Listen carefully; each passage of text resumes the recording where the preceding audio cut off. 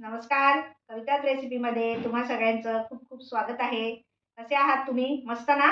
आता होळीची तयारी सुरू असेल ना सगळ्यांची? होळी जवळ आलेली आहे अगदी तोंडावर. होळीचे रंग कसे खेळायचे, काय सगळं तुमचं प्लॅनिंग होत असेल आणि सगळ्या बायकांची धावपळ असेल की पुरणपोळीची तयारी करायची. नवीन लग्न झालेल्या मुलींना पण प्रश्न पडत असेल की बाहेरची पुरणपोळी तर आवडत नाही, पण घरी आपल्याला करता येणार नाही. असं जर तुम्हाला वाटत असेल तर माझा हा व्हिडिओ तुम्हाला नक्कीच हेल्पफुल ठरणार आहे. अगदी तुम्ही पहिल्यांदा जरी करत असाल ना पुरणपोळी, तरी तुम्हाला व्यवस्थित जमेल. माझा व्हिडिओ हा नक्की बघा तुम्ही.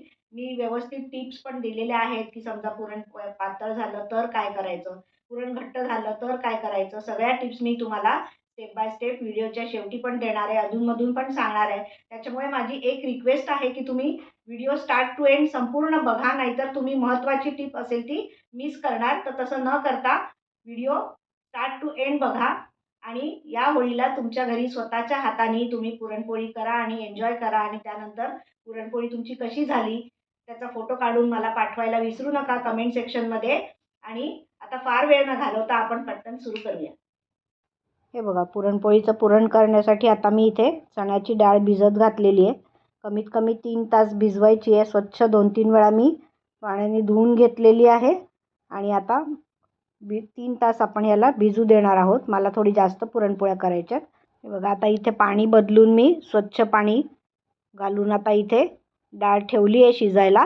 ती छान फुललेली आहे डाळ आणि आता ह्याला डाळीला उकळीसुद्धा आलेली आहे. गॅस मोठाच ठेवलेला आहे मी. अधूनमधून ढवळत राहायचं आहे. इथे बघू शकता तुम्ही फेस निघाला आहे. तेल आणि हळद मी घालून घेतलं होतं डाळ उकळवायला ठेवायच्या आधी. हा तो फेस आहे ना वरचा, तो सगळा काढून टाकायचा आहे. डाळ अजून अर्धवटच शिजलेली आहे. 15 ते 20 मिनटं झालेली आहेत. अजून आपण ह्याला शिजून द्यायचं आहे. हे बघा, इथे बघू शकता अर्धा ते पाऊण तास झालेला आहे. आता डाळ चांगली शिजलेली आहे आपली. गॅस मी खालनं बंद केला आहे. बघा, बोटाला चेपल्यानंतर पूर्णपणे डाळ शिजलेली आहे.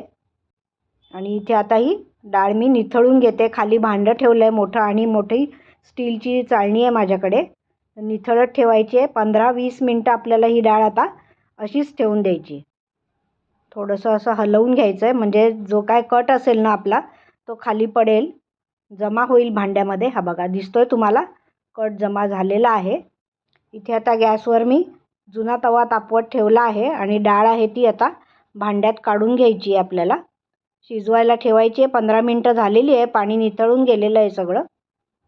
काढून घेतली आहे मी आणि आता मॅशरनी ना ही डाळ मी जरा मॅश करून घेते, जेणेकरून आपलं पुरण छानपैकी शिजेल. घोटून घेतलं आहे मी आणि भांड्यात जागा केली आहे गूळ घालायला. गूळ लवकर विरघळण्यासाठी 1 किलो गूळ मी मोजून घेतलेला आहे. तेवढंच प्रमाण घ्यायचं आहे. 1 किलो चण्याची डाळ आहे तर 1 किलो गूळ आहे. हे बघा, तव्यावर पातेलं ठेवलं आहे आणि गॅस सुरुवातीला मोठाच ठेवायचा आहे. गूळ आपल्याला पटकन विरघळायला हवं आहे. सतत ढवळत राहायचं आहे. हे बघा, सतत मी ढवळत राहते आणि आता गूळ बघा थोडासा विरघळलेला दिसतोय. अजून हे आता पुरण पातळ होईल पूर्ण गूळ विरघळल्यानंतर आणि त्याच्यानंतर मग ते घट्ट होत जाईल आणि शिजेल. इथे बघा, आता खाली मी गॅस मोठाच ठेवलेला आहे आणि चांगलं पुरण खदखदतं आहे. अधनंमधनं मी ढवळते आहे. गॅसजवळच उभी आहे मी.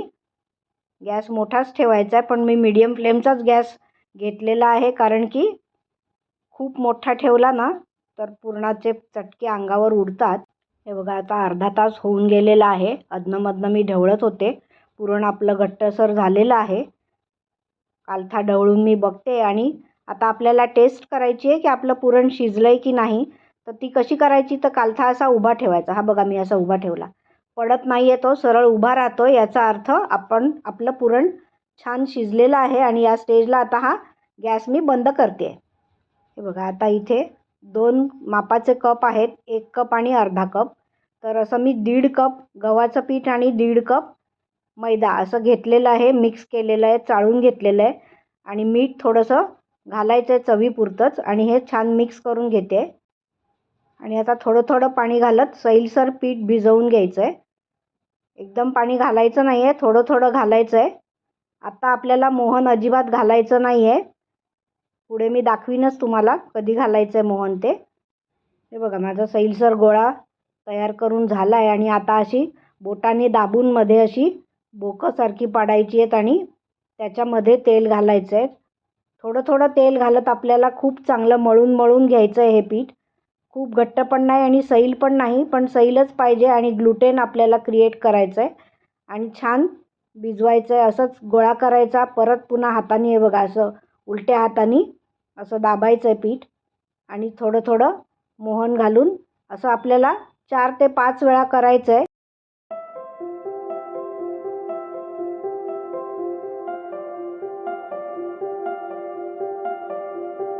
हे बघा माझा गोळा बनवून झाला आहे. 5-6 वेळा मी छान मळून घेतलं आहे तेल लावून आणि त्या भांड्याला पण तेल घालायचं आहे थोडंसं. सगळीकडे भांड्याला तेल लावून घ्यायचं आहे आणि हा गोळा आहे तो आपल्याला अर्धा ते पाऊण तासासाठी ठेवून द्यायचा आहे.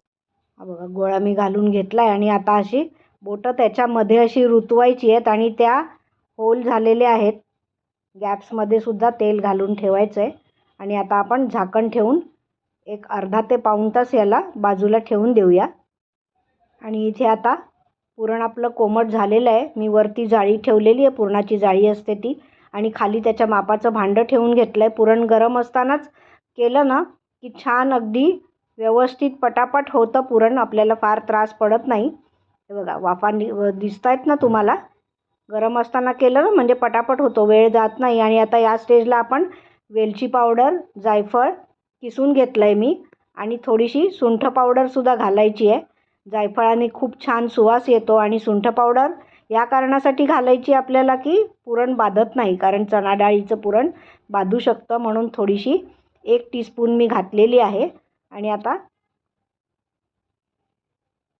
हे बघा अशा प्रकारे एक ग्लास घेतला आहे मी, त्यांनी असं पटापट करायचं आहे. छान होतं हे पुरण, अगदी सोपं पडतं. पुरण यंत्र असेल तुमच्याकडे त्यांनी केलं तरीसुद्धा चालेल, पण हे सोपं पडतं. पुरण यंत्र कसं छोटं असतं तर वेळ जातो, ही जाळी थोडीशी मोठी आहे तर पुरण पटापट होतं. हे बघा कसं खाली पडलेलं दिसतंय ना तुम्हाला. सगळं करून घ्यायचं आहे.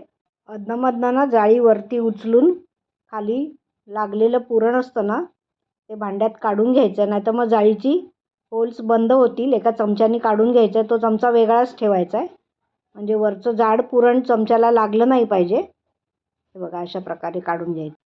हे बघा वरच्या जाळीत जेवढं पुरण घेतलं होतं ना तेवढं खाली पडलं आहे आणि किती छान मऊसूत पुरण तयार झालेलं आहे आपलं आणि छान अरोमासुद्धा येतो आहे. एका मी डब्यात काढून घेतलं आहे आणि आता नेक्स्ट स्टेप काय आहे आपली. हे बघा मी एक छोटासा ना मेजरमेंटचा कप घेतला आहे, पाव कपाच्या मापाने मी पुरण घालते याच्यामध्ये आणि मग ते एका सारख्या आकाराचे मग पुरणाचे आपण बॉल्स करून घेणार आहोत की कमी जास्त होता कामा नये. बरं पडतं ते. मला माझी ही पद्धत आहे, तुम्ही पण अशा पद्धतीने करून बघा म्हणजे लहान मोठे गोळे होणार नाहीत. असे मी आता 5 गोळे करून घेते पुरणाचे. हे बघा इथे 5 गोळे मी करून घेतले, बघू शकता तुम्ही. आता इथे मी आता बाजूला ठेवते. झाकून ठेवायचेत, उघडं ठेवायचं नाही. आणि इथे हे पीठसुद्धा आपला अर्धा ते पाऊण तास झालेला आहे. पुन्हा एकदा चांगलं मळून घेते मी परातीत काढून आणि छान याला इलॅस्टिसिटी आली पाहिजे. इलॅस्टिसिटी आली की पुरणपोळी कशी सरसर अगदी लाटू शकतो आपण इझिली. आणि एक छान नवीन पद्धत मी तुम्हाला दाखवणार आहे पुरणपोळी लाटायची. आधी छान आपण मळून घेऊया पिठाचा गोळा. मस्त इलॅस्टिसिटी आलेली आहे याला. भांड्यात मी परत पीठ काढून घेतलेलं आहे आणि आता पुरणाच्या अर्ध्या साईजचे आपण पिठाचे गोळे करून घेणार आहोत. तेलाचा हात लावायचा आहे आणि पुरणाचे जसे 5 केले आहेत ना, हे बघा इलॅस्टिसिटी बघू शकता तुम्ही इथे. पिठाचे पण तसेच मी 5 गोळे करून घेते, पण ते कमी साईजचे करायचे. पुरणाचे गोळे डबल असले पाहिजेत पिठाच्या. हे बघा पिठाचे पण 5 गोळे झाले आणि पुरणाचे पण 5 गोळे झाले. आता आपण पोळ्या लाटायला घेऊया. पण हे पिठाचे गोळे पण आणि पुरणाचे गोळे पण झाकूनच ठेवायचं आहे. इथे ही तांदळाची पिठी घेतलेली आहे मी. तांदळाच्या पिठीवर पोळी छान सरसर लाटली जाते आणि वाढते पण. आणि आता माझी पद्धत अशी आहे, हे बघा 2 पद्धतीने मी तुम्हाला दाखवणार आहे. एका मोठ्या थाळीला फडकं बांधून घेतलेलं आहे अशा प्रकारे आणि आता थोडंसं मी लाटून घेते. पारी करायला वेळ लागतो आणि नवशिक्या मुली ज्या आहेत ना त्यांना ही पद्धत खूप सोपी वाटेल. अगदी तुम्ही जरी पहिल्यांदा करायला घेतलीत ना पुरणपोळी तरी अजिबात तुमची बिघडणार नाही. मी दाखवते अशा प्रकारे स्टेप बाय स्टेप करा. हे असं बघा उलटं करायचं आणि मग दाबत थोडंसं वर आणायचं आणि मग अशा प्रकारे अंगठ्याच्या आणि बोटाच्या मध्ये बघा अगदी जवळून छान नीट बघा तुम्ही केअरफुली. आणि अशा प्रकारे बंद करून ते पीठ आहे ते त्याच्यावरच दाबायचं आहे. हाताने थोडंसं चपटं करून घ्यायचं आहे. हे बघा. आणि आता तांदळाच्या पिठीमध्ये घोळवायचा आहे तो गोळा. आणि या थाळीवर सुद्धा तांदळाची पिठी पसरवून घ्यायची आहे. पोळी आपली सरकली पाहिजे आणि छान मोठी पोळी करते. माझी पद्धत अशी आहे की मी पोळ्या मोठ्या करते. मोठ्या पोळ्या मला आवडतात. पण अगदी भरपूर पुरण आणि शेवटपर्यंत असं दाबून घेतलं ना पिठाचा गोळा पुरण भरलेला की मग अगदी शेवटपर्यंत पुरण पसरतं. म्हणजे पुरण आतमध्ये आणि पुरण आतमध्ये आणि बाहेर नुसतं मैद्याचं आणि गव्हाच्या पिठाचंच लागतं असं होत नाही. हे बघा किती छान अशी फक्त थाळी फिरवायची आपल्याला. ही पोळी मोठी होते आणि पीठ सैल असतं त्यामुळे उचलून आपण ही पोळी लाटायची नाही आहे, तर थाळी फिरवत फिरवत अशी मोठी करून घेणार आहोत, वाढवून घेणार आहोत. बघा बघू शकता किती पटकन झाली आहे बघा ही पोळी. आणि किती सुंदर एकदम थाळी भरून मोठी पोळी झाली. माझा तवा पण मोठाच आहे त्यामुळे अगदी तवा भरून मोठी पोळी अशी ही तयार झालेली आहे. तवा मी इथे तापवत ठेवला होता. बघा माझा तवा कसा आहे, तो नॉनस्टिक आहे. आणि आता त्याच्यावर आपण ही पोळी घालूया. तवा तापवून घेण्यासाठी सुरुवातीला मी मोठा ठेवला होता गॅस, पण आता मीडियम ठेवायचा. ही बघा मी पोळी पूर्ण उचलून अशी तव्यावर टाकते. कोणी कोणी लाटण्याने पण टाकतात, पण मला अशी हातावर घेऊन टाकायलाच जमते. तुम्हाला जशी जमेल तशी तुम्ही टाका. हे बघा पोळी आपली छान फुगायला लागलेली आहे. खूप मस्त रंग पण दिसतोय ना पुरणपोळीचा. किती छान रंग आलाय बघा. आणि थोडंसं असं धरून आता ही पुरणपोळी मी उलटते. हे बघा पुरणपोळी ही नाजूक होते, छान मऊसूत होते. आणि हे नॉर्मल आहे, ही काय फाटलेली नाही आहे, छानच होते ही. बघा. आणि जास्तीचं पीठ असतं ना ते असं एका मऊ फडक्याने पाखडून द्यायचं, म्हणजे जास्त पीठ राहत नाही.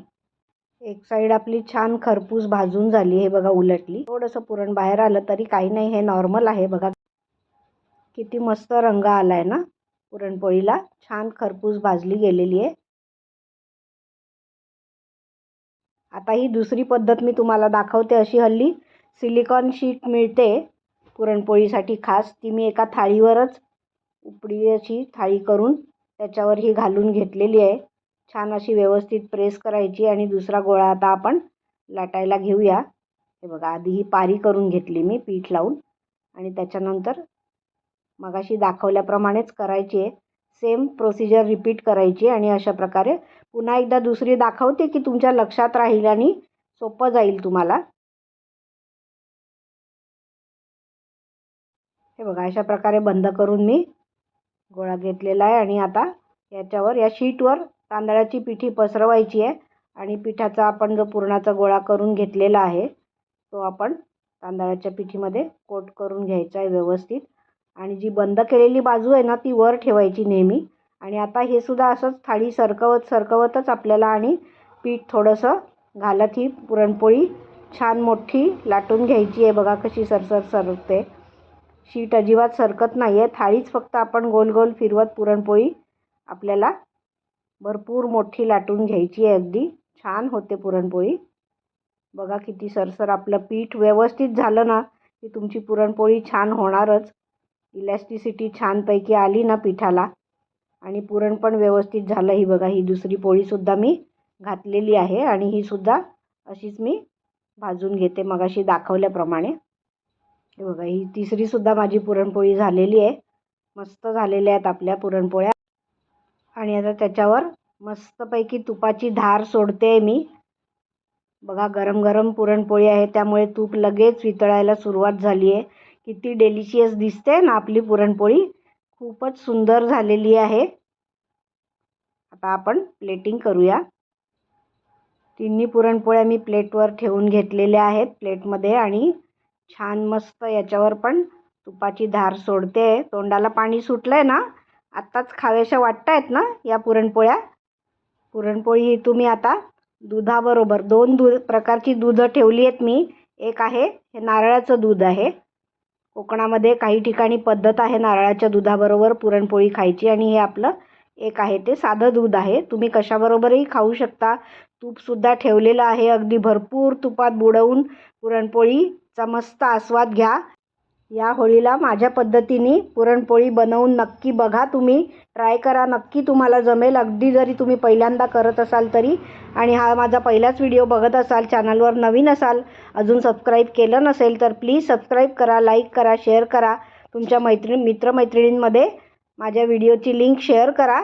आणि तुमच्या पुरणपोळ्या कशा झाल्या ते मला कळवायला विसरू नका. सगळ्यांना होळीच्या शुभेच्छा. आता पुन्हा अशाच एका छान रेसिपीसोबत भेटूया. तोपर्यंत छान खात राहा, मस्त पुरणपोळीचा आस्वाद घ्या. Thanks for watching. See you soon. Bye bye.